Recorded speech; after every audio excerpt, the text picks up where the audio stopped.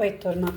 Do livro As Mais Belas Parábolas de Todos os Tempos, volume 2, Alexandre Rangel, no texto A Construção do Navio. A construção de um navio parece com a formação das pessoas. Durante a gestação, o casco é construído até que somos lançados ao mar. A maior parte de um navio é colocada depois, como acontece com a gente. Camarotes, porões, motores, pinturas, enfeites são acrescentados durante a infância e a adolescência, até o navio ficar pronto para a primeira viagem. Um navio fica pronto quando sai do estaleiro, mas com a gente é diferente. E este é o desafio de cada um, pois crescemos todo dia e nunca ficamos prontos. Apesar disso, é preciso partir, mas nem todos têm a coragem de ir e continuam atracados ao cais, julgando-se incapazes de navegar sozinhos.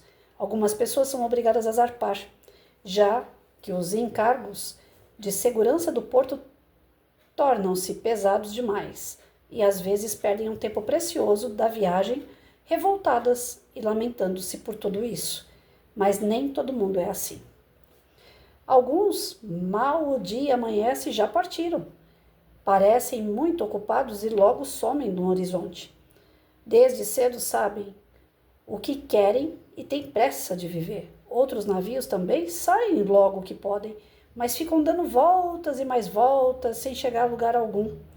Acabam navegando só para comprar mais combustível todo dia, e o que ganham mal dá para a reforma do casco. Os maiores desperdiçadores de seus próprios recursos são aqueles que não sabem o que querem. E o pior é que, quando a gente não sabe direito o que espera do rumo que está tomando, ou nem se tem um rumo, não pode corrigir a rota se estiver no caminho errado. Nós somos os maiores responsáveis pelas tempestades que não conseguimos evitar. Já outras pessoas deixam de navegar milhares de milhas para se conformarem com poucas centenas, porque têm medo de atrair ventos contrários ou então querem agradar ou impressionar alguém. A gente não deve aceitar essa situação, pois significa concordar em ser menos do que se pode ser. Todo dia é dia de evolução, de aprendizado, e como a lua cheia, quando paramos de crescer, começamos a diminuir.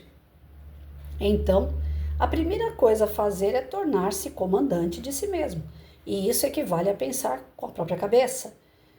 A ser timão e timoneiro, assumindo riscos pelos erros, pois só erram os que têm coragem para ousar. E se caírem, levantar e tentar de novo, sempre, pois ninguém sabe de nossa autonomia no mar, de nossa capacidade de carga, ou a que velocidade podemos singrar as águas dos oceanos, sejam azuis ou escuras. Bem o que é o ciclo da vida, né? A questão do nascer, crescer, se desenvolver, envelhecer, morrer, renascer. A questão aqui é, alguns crescem, querem ficar nas barbas do pai e da mãe a vida inteira, né? Os filhos não vão embora, não casam, não formam nova família, não quer saber de trabalhar, fica ali sugando pai e mãe. Só que um dia esse porto seguro pode desabar. E aí? O que acontece com esse filho que ficou ali? Que não produziu, que não cresceu, que não se desenvolveu? Tem outros que mal têm a idade própria para sair de casa e já querem sair. E nessa saída precoce quebram a cara. Aí pede para voltar. Tem outros que quebram a cara e não pede para voltar, continua quebrando a cara. Poderia ter sido diferente o fim dele, mas ele escolheu um caminho que levou ele para metade daquilo que ele poderia caminhar. Tem filhos que dão as suas voltas, voltam para casa, sugam seus pais e saem novamente. Então aqui a gente está falando de criança, aqui a gente está falando de educação, aqui a gente está falando que a parte mais importante que tem no desenvolvimento humano é a infância. Porque se você dá uma base sólida para uma criança, do que pode, o que não pode, princípios, valores, regras, crenças, religiosidade, estado de cidadania, se você der para uma criança todas as condições dela entender quem ela é, para que ela está aqui, para onde ela vai, o que vai ser dela, dependendo das escolhas que fizer, essa criança vai fazer as escolhas certas. Essa criança vai se desenvolver de uma forma saudável.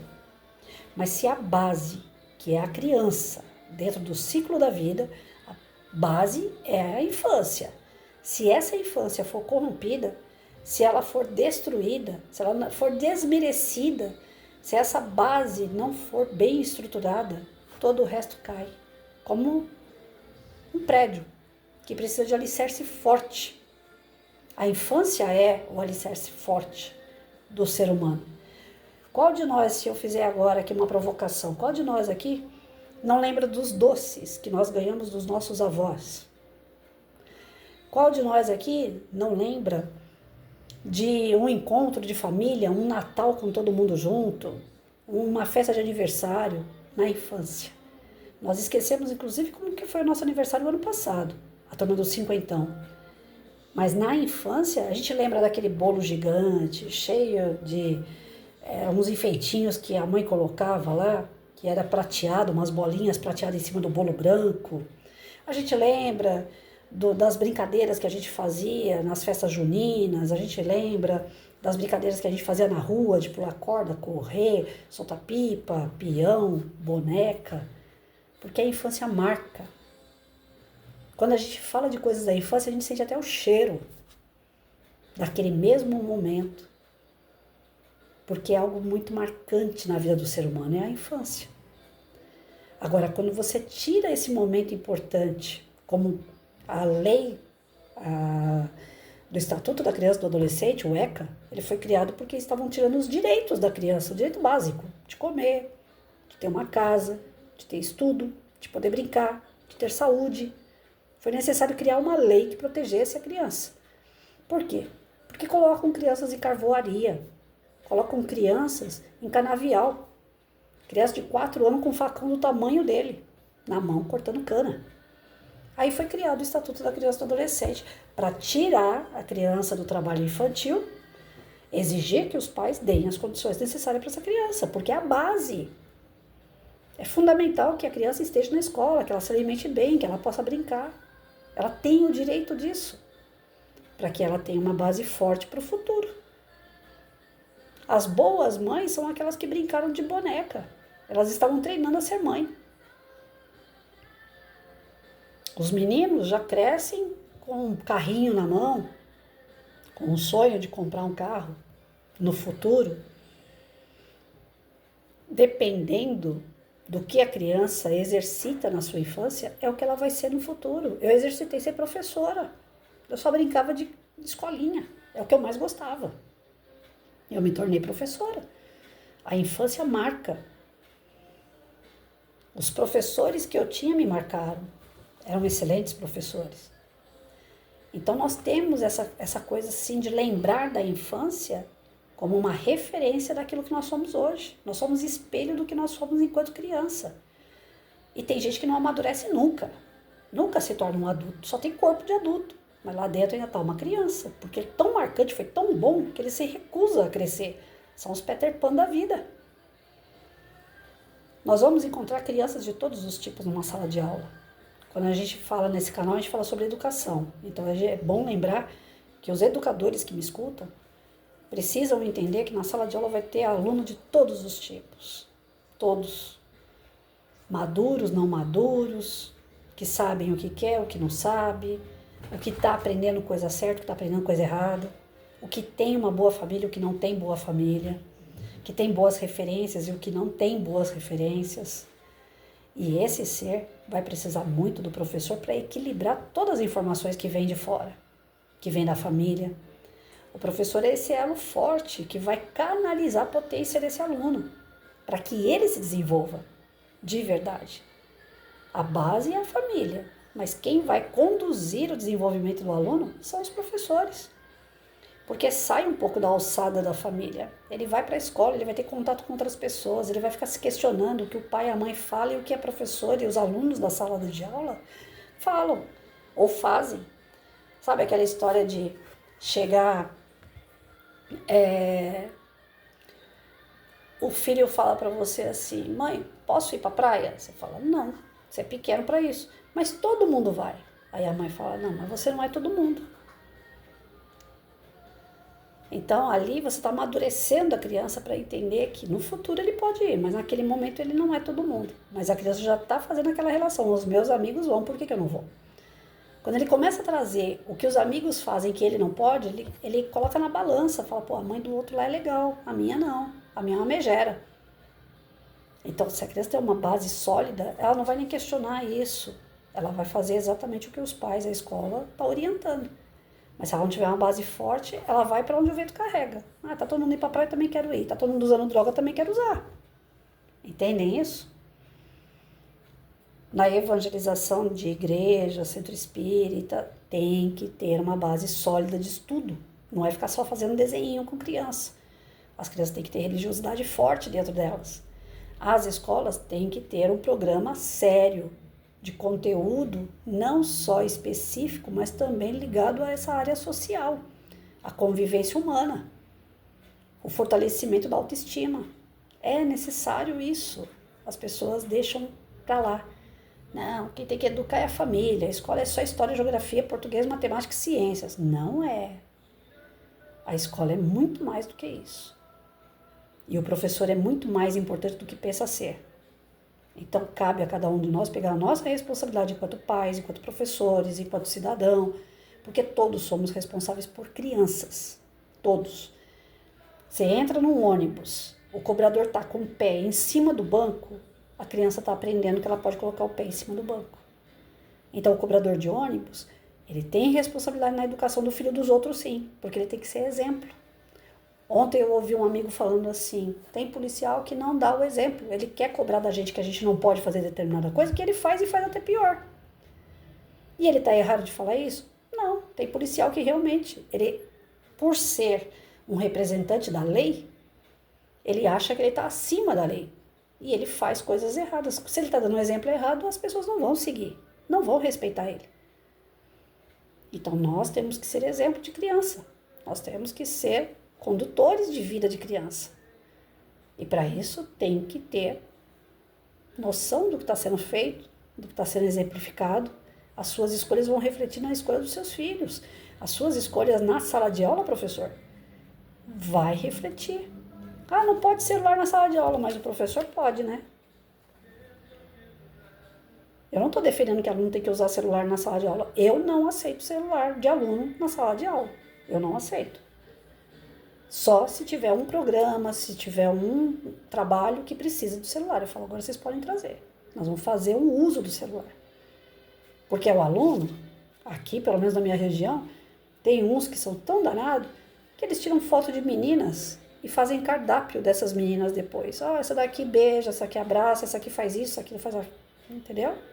Com as fotos que eles tiram das meninas sem o professor ver, porque é coisa tão rápida colocar o celular embaixo da carteira e tirar uma foto. Então, por haver casos assim, eu sou super, mega, hiper contra celular de aluno na sala de aula, a não ser que tenha um objetivo para isso. E aí o professor vai estar atento no objetivo. Mas o professor não pode usar o celular também, porque se ele usar, ele não está dando as condições do aluno respeitar ele. Ah, o aluno não pode comer na sala de aula, o professor entra mastigando chiclete. E aí? O professor é exemplo. O policial é exemplo de conduta na rua. O professor é exemplo dentro da sala de aula. Os pais e as mães são exemplos dentro da casa. E a criança vai vendo os exemplos, ela vai comparando quem é legal, quem não é, quem pode, quem não pode. Ela vai querer seguir aquele que pode tudo. Ela não é besta. Criança é serelepe. Criança não tem maturidade. Eles de fato não podem escolher nada. Eles precisam aprender a escolher. E cabe ao adulto. Senão acontece como esses casos que a gente leu aqui. Falou muito pouco daquele que se estruturou e foi navegar no mar. A maioria do que está aqui no texto são de pessoas desequilibradas.